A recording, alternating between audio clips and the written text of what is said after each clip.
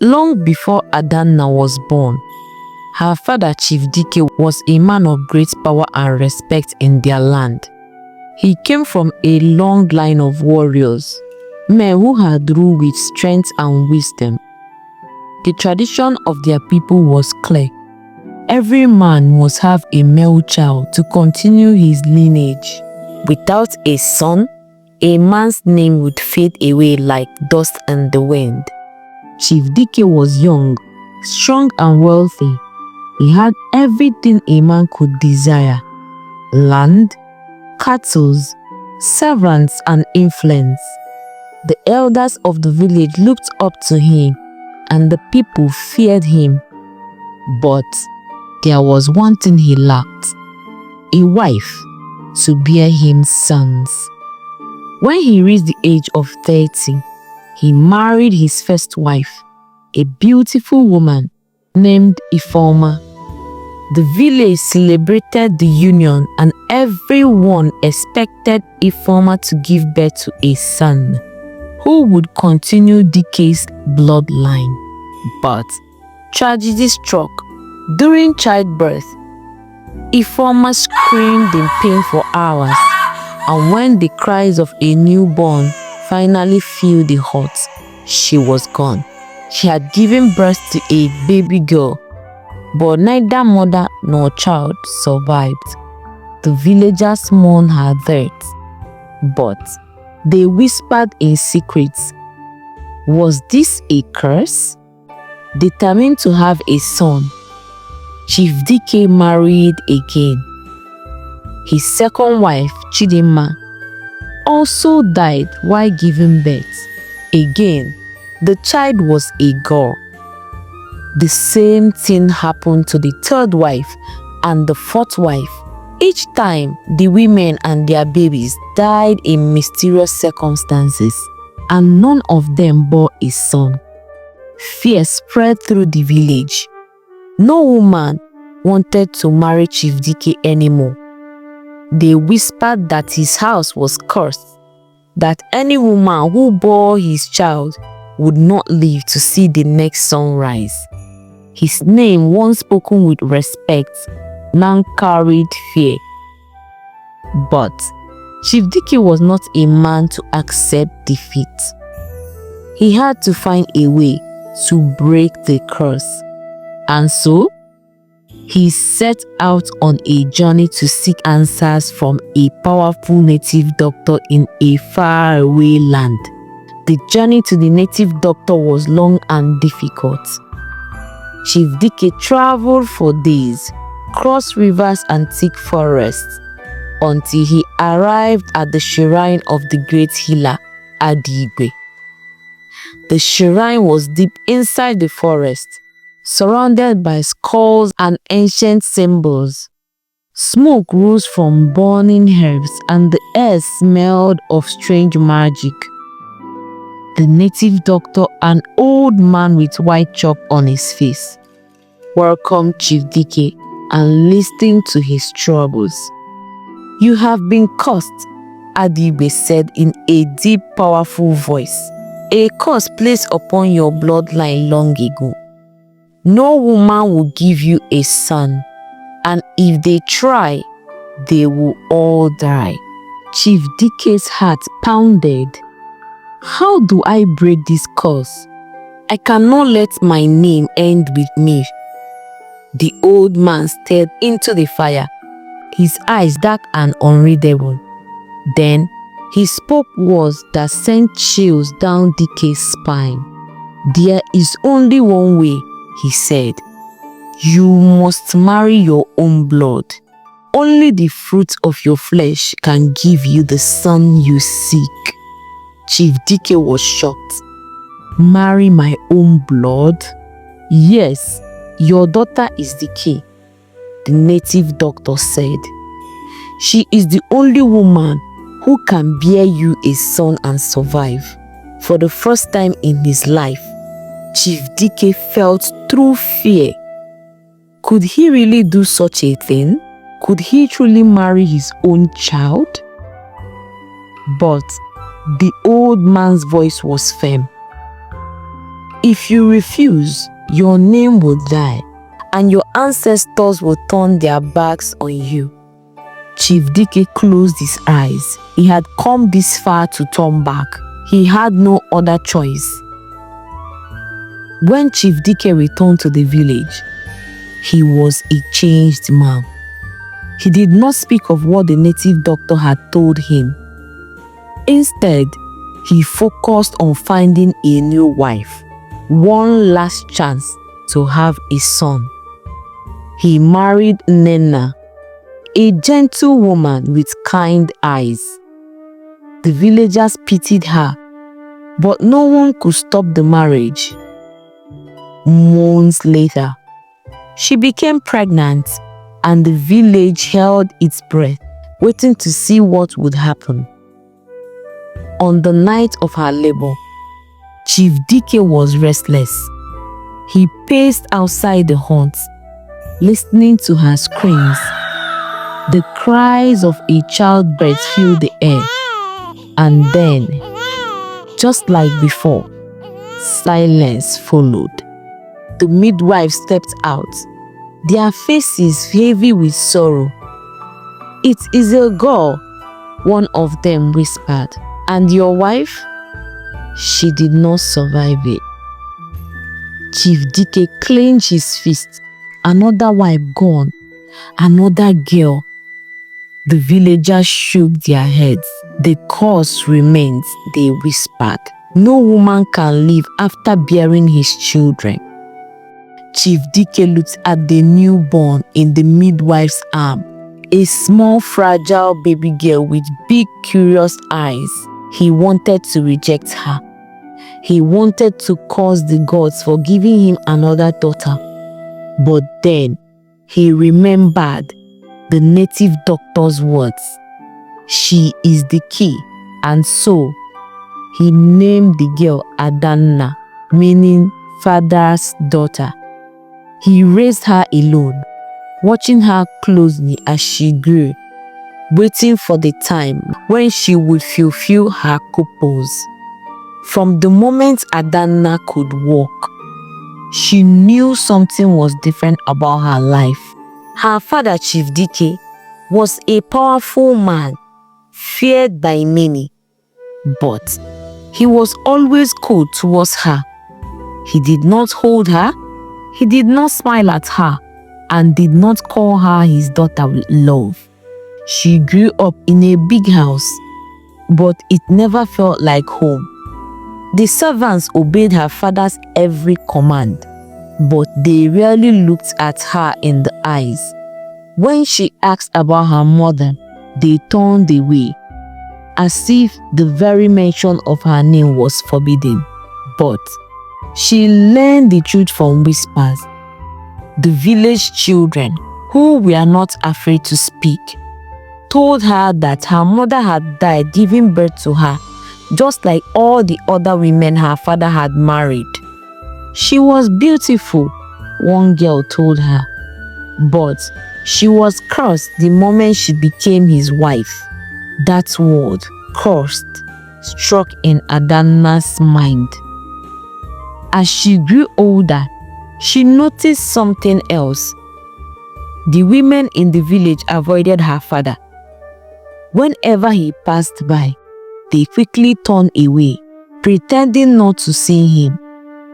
She did not understand why until one day she heard an old woman whisper, "No woman wants to die in his hands." Adanna ran home that day, confused and afraid. What was wrong with her father? Why did everyone fear him? When she asked him, he only looked at her with those dark, serious eyes and said, "You will understand when the time is right." Adanna was just 10 years old when she overheard the conversation that changed everything. One night, as she lay in her bed, she heard voices outside her window. Her father was speaking to an old man, a visitor from another village. She crept quietly to the door and listened. "It has been 10 years, Dike," the man said. "The girl is growing. When will you fulfill your duty?" She heard her father sigh. "She is just a child, Adibe." Adibe.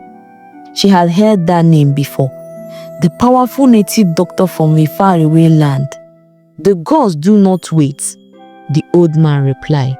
"She is your only chance. If you delay, your bloodline will die and your name will be forgotten."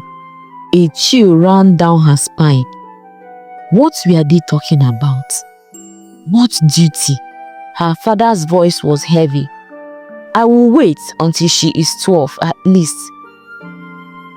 She ran back to her bed, her heart pounding. She did not understand anything, but she knew one thing. She was in danger. The years passed quickly, and Adanna's 12th birthday came closer with each sunrise. She could feel a change in her father. He watched her more closely now, his eyes following her wherever she went. He was kinder than before, but it was not the love of a father. It was something else, something she did not yet understand. The villagers noticed too. The few friends she had started avoiding her. The women whispered when they saw her, and the older men shook their head with pity. One day, she gathered the courage to ask an old woman, "Why does everyone look at me like that?" The woman hesitated before whispering, "Because they know what is coming." Her blood turned cold. "What is coming?" she asked. The old woman sighed. "My child, you must run before it is too late." Run? But where could she go? Her father was the most powerful man in the village. He controlled everything. If she ran, he would find her, definitely. She did not understand everything, but she knew one thing. Her life was no longer her own. The day of Adanna's 12th birthday arrived with heavy rain, as if the sky itself was mourning for her. The house was quiet, too quiet. The servants moved about with their heads down, refusing to meet her gaze. She felt like a lamb being led to the slaughter, though she still did not fully understand what was about to happen. That evening, her father called her into his chambers. He was dressed in his finest robes, his face serious. "Adanna," he said, "today you will become a woman." She frowned. "But I am just a child." He shook his head. "No, you were born for this. It is time for you to fulfill your destiny." Then he said the word that shattered her world. "Tonight, you will be my wife." Everything stopped. The walls seemed to close in around her. Her heart pounded in her chest. She could not breathe. "What?" she whispered, her voice barely there. Her father's face was calm, as if he had said something normal. "This is the only way. You are my blood. Only you can give me a son." She felt sick. The wall tilted below her feet. "No," she said, stepping back. "You are my father." He frowned. "That does not matter. The gods have spoken. This is the only way to save our family." Tears burned in her eyes. Her father had gone mad. He truly believed this was right. She turned and ran, her feet barely touching the ground as she rushed out of the house. But where could she go? Who would help her? She needed to escape before it was too late. The night of Adanna's 12th birthday was the night her life ended. She was dressed in white wrapper, her hair adorned with beads, her face painted like a bride. But she was not happy. She was terrified. The elders gathered in her father's large compound, singing and clapping. The village drummers played loudly, masking the sound of her silent tears. Her father, Chief Dike, stood tall, dressed in his finest robes. He smiled proudly, as if this was a normal marriage, but it was not normal. She was his daughter, and that night, she was becoming his wife. She searched the crowd, hoping someone would stop this madness. But the villagers only looked away. Some whispered, some shook their heads, but no one dared to stand up to Chief Dike. He was too powerful, too feared. Her legs trembled as she was led to the marriage mat. Her father held her hands, his grip strong, unbreakable. The village priest raised his staff and spoke the words that sealed her fate. With the gods as witness, this union is blessed. She wanted to scream. She wanted to run, but she could not. And just like that, she became her father's wife. The days that followed were filled with silence and fear. She no longer called Chief Dike father. He forbade it. Instead, he expected her to call him my husband. Every morning, she woke up feeling like a prisoner. Her world, once small but free, had now become even smaller. She refused to eat. She refused to speak. But it did not matter. Her father had won. Then, one day, she felt something strange in her body. She was sick. Every morning, her stomach ached and she felt dizzy. At first, she thought it was from sadness, but deep down, she knew the truth. She was pregnant. Terror filled her heart. A child was growing inside her. Her own father's child. She just wanted to die. The news spread quickly. The young wife is with a child. The villagers whispered. Some were shocked. Some pitied her. But no one dared to speak out. Her father was filled with pride. He walked around the village with his head high, boasting that soon he would have a son. But Adanna felt nothing but shame. One evening, as she sat alone, an old woman approached her. She had seen the woman before, one of those who had feared her father. She knelt beside Adanna and whispered, "Child, do you wish to be free?" Tears ran down Adanna's face.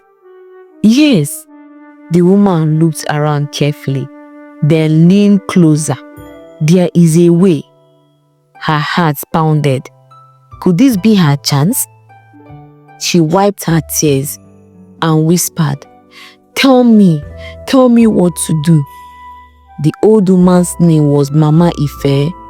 She was a healer, a wise woman who had lived long enough to see many evils. "I knew your mother," she told Adanna. "She was kind. She did not deserve to die." Tears filled Adanna's eyes. "No woman deserved to die because of my father." Mama Ife nodded. "Which is why you must escape." Adanna's breath caught in her throat. "Escape?" The old woman grabbed her hands. "You are with a child, but if you stay, your son will be raised in your father's image. You must leave before it is too late." Adanna hesitated. "But where will I go? There is a village behind the hill. They will protect you. She glanced towards her father's house. Fear gripped her chest. He will come for me. Mama Ife's eyes darkened. Then you must make sure he never finds you. The weight of her words sank in. Adanna could not just run. She had to survive. The night Adanna planned to escape, the skies were dark, the moon hidden behind the thick clouds. It was as if the gods themselves were mourning for her. She waited until the house was silent. Her father had drank too much palm wine, celebrating the coming of his son. His guards were half asleep. Mama Ife had left a small bag of food and water by the back gate. "Take this," she had said, "and run." Adanna stepped out into the night, her heart racing. Every step felt heavy, every breath shaky. She knew she would never get another chance. So she ran, and this time she did not look back. Panic filled her.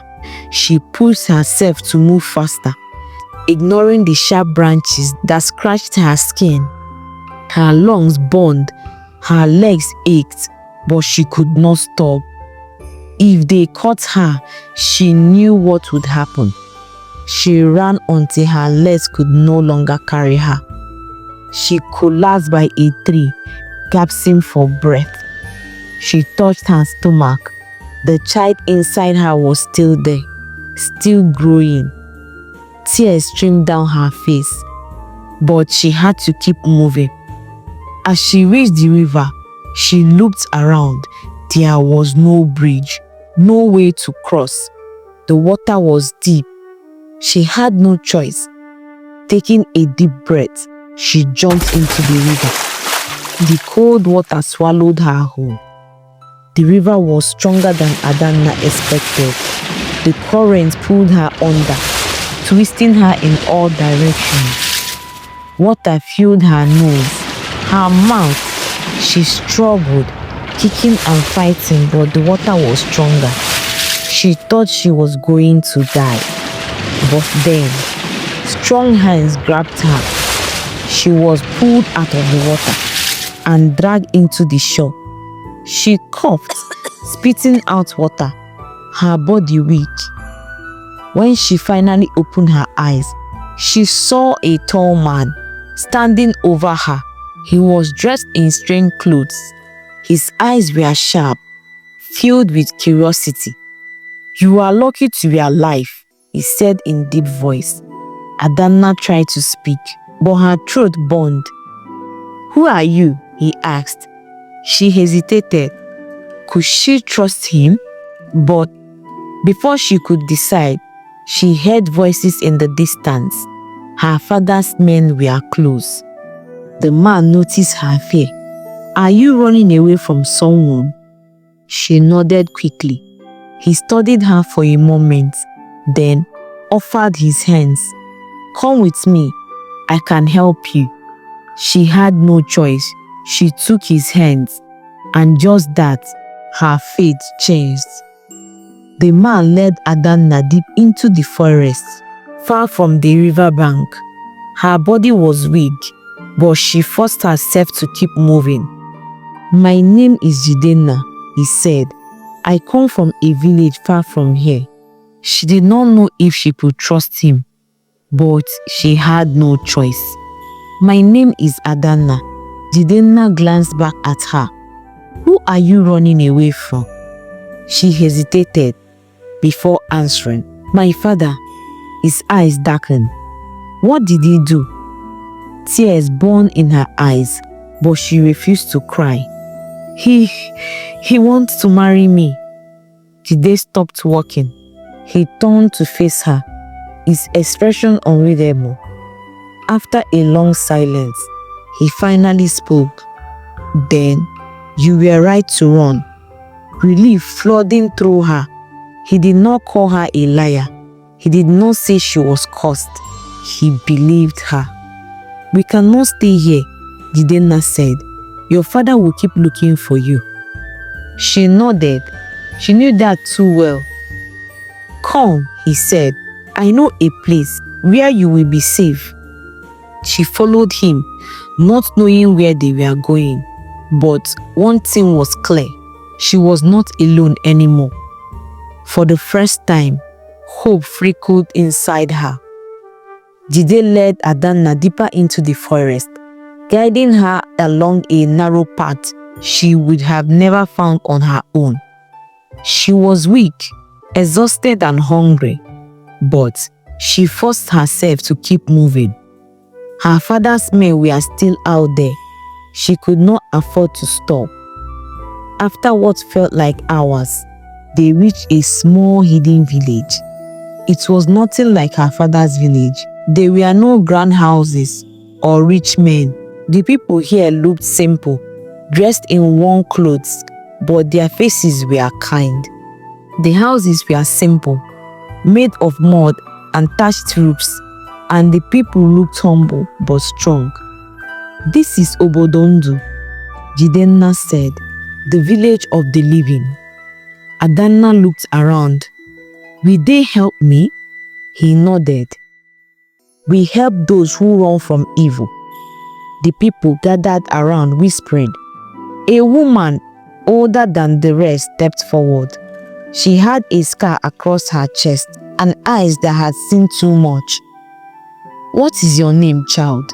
she asked. Adanna hesitated before answering. "Adanna." The woman studied her for a moment. Then she glanced at her stomach. Her face softened. "You carry life inside you." Adanna placed her hand on her belly, her heart heavy. "Yes," the woman sighed and turned to the villagers. "She will stay. She needs us." Relief washed over Adanna. She had found shelter. For now. Days passed and Adanna learned more about the village. Obodondu was a sanctuary, a place for people who had escaped cruelty, women who had fled abusive husbands, children who had been abandoned, men who had refused to follow wicked traditions. The old woman's name was Mama Ose. She had been a bride to a cruel chief, just like Adanna. She had escaped with her life, but carried the scars forever. When Mama Ose heard Adanna's story, her eyes darkened.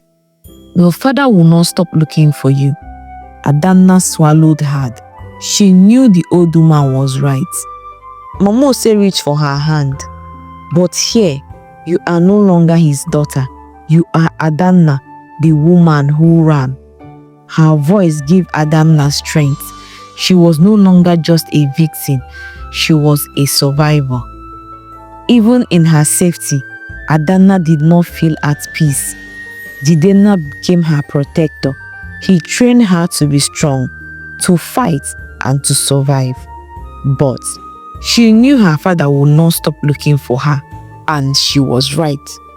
One evening, a boy ran into the village, breathless. "Chief Dike's men are here. They are asking about the girl with a swollen belly." Panic filled Adanna's chest. "They knew I'm alive," she whispered. Mama Ose's face was grave. "Then we must prepare." The villagers gathered, deciding what to do. Some wanted to hide her, others wanted to fight. But Mama Ose shook her head.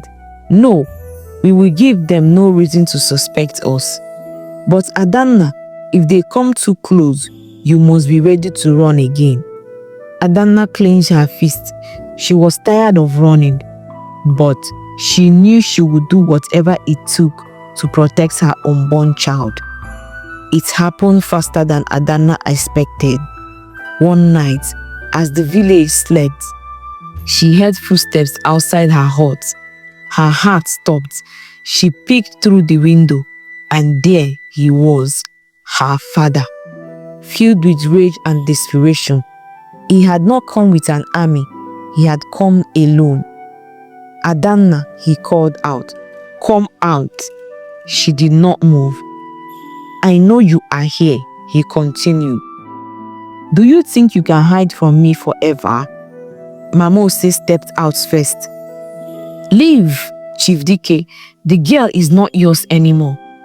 She is mine by blood, her father said, growing. And so is the child she carries. Anger boiled inside Adanna. For the first time in her life, she was not afraid of him. She stepped out. This child is not yours, she said firmly. Her father's eyes darkened. You disobeyed me, Adanna. I saved myself, she corrected. He took a step closer. Come home. Give me my son and I'll forgive you. She stood her ground. I will never go back. You are making a mistake, he warned. She met his gaze. No, you made the mistake when you tried to take my life away. Then immediately, the village erupted in chaos. The people of Obodon were peaceful, but they would not let Adanna be taken. Jide grabbed her hand. You must go, he said. No, she whispered. I will not run forever. Jide nodded. Then we fight. The men of Obodugu armed them with spears and knife. The women and children hid. Adanna stood with them, her heart pounding. The battle began. Screams filled the air. Blood stained the ground as the villagers fought fiercely, striking down the men who had come to take Adanna back. Then, her father stood in the middle of the battlefield, his eyes locked on hers. You are mine, Adanna, he said. She shook her head. Not anymore. With every pound of strength she had, she raised a knife and she charged. The fight between Adanna and her father was brutal. He was stronger, but she was faster. He struck her once, twice, but she refused to fall. This is your destiny, he growled. No, she shouted. This is your cause, not mine. Then, with a final scream, she plunged her knife into his chest. His eyes widened, blood spilled from his mouth. He staggered, then collapsed. Chief Dike was dead, and Adanna was finally free. The battle ended. Her father's men, seeing their leader fell, ran away. The people of Obodondo cheered, but she did not feel joy. She had killed her father. Jide placed a hand on her shoulder. You did what had to be done. Tears streaming down her face. Will I ever be free from this shadow? Jidenna smiled. You are already. For the first time in her life, she believed it. She was free forever. The village celebrated. The grave Chief Dike had finally died, and Adanna was free. But even in her happiness, she felt the weight of her past. She had survived, but her soul carried scars that would never fade. She placed her hand on her belly, feeling the soft movements inside. Her child would never know the man who had once claimed ownership over them. Mama Ose smiled at her. You are stronger, Adanna, stronger than you know. Tears filled Adanna's eyes. I just want my child to be safe. She nodded, and now they will be. For the first time in her life, she believed it. Months passed, and the day finally came. Adanna screamed in pain as the women of the village surrounded her, guiding her through the birth. Her body felt like it was breaking, and she held on. She had fought so hard for this moment, and she would not give up now. Then, at last, she heard the cry of a child, a boy. Tears streamed down her face as they placed him in her arms. He is beautiful, Mama Ose whispered. She looked at her son, love filling her heart.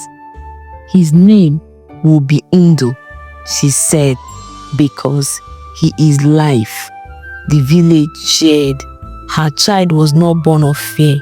He was born of hope, of survival, of freedom. and as she held him close, she whispered a promise. You will never be a prisoner. You will never be owned. You will be free. And with that, her story truly began. The end. Hello viewers. Thank you so much for watching. Thank you so much for sticking to the end. Please do comment and like and follow for more interesting stories. Bye bye.